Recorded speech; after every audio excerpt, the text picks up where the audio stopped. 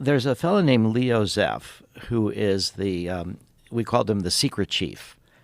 So he was the leader of the underground psychedelic therapy movement. And he worked closely with Sasha Shulgin.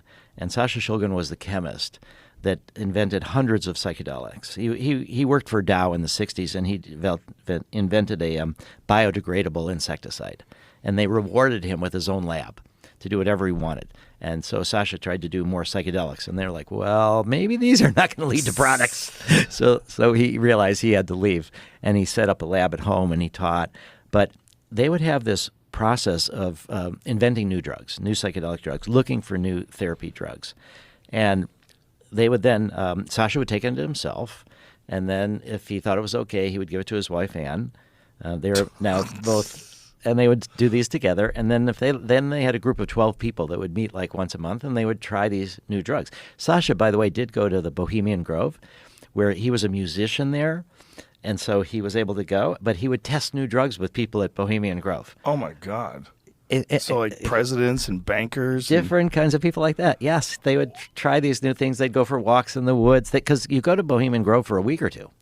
And so it's not like you're there for a day or so. But so this small group of 12 people decided that MDMA had incredible potential.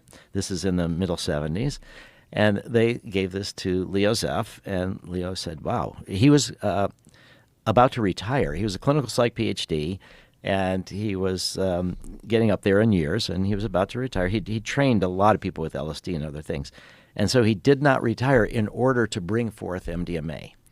And so he really pioneered the use of therapeutic use of MDMA. And this is now MDMA being a therapy drug before it became ecstasy as a party drug. And that a lot happened in Dallas at the Starck Club, which is, a public place where, incredible stories of the Starck Club. There's going to be a documentary by Michael Caine is working on a documentary about the Starck Club. But that attracted Lloyd Benson, the senator from Texas. He heard about this, and then he complained to the DEA, and then the DEA moved to criminalize.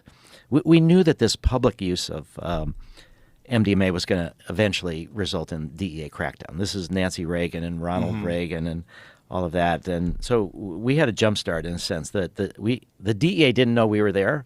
They only knew the party drug. They didn't know the therapy parts. But we knew that the DEA was there, and they were coming after us.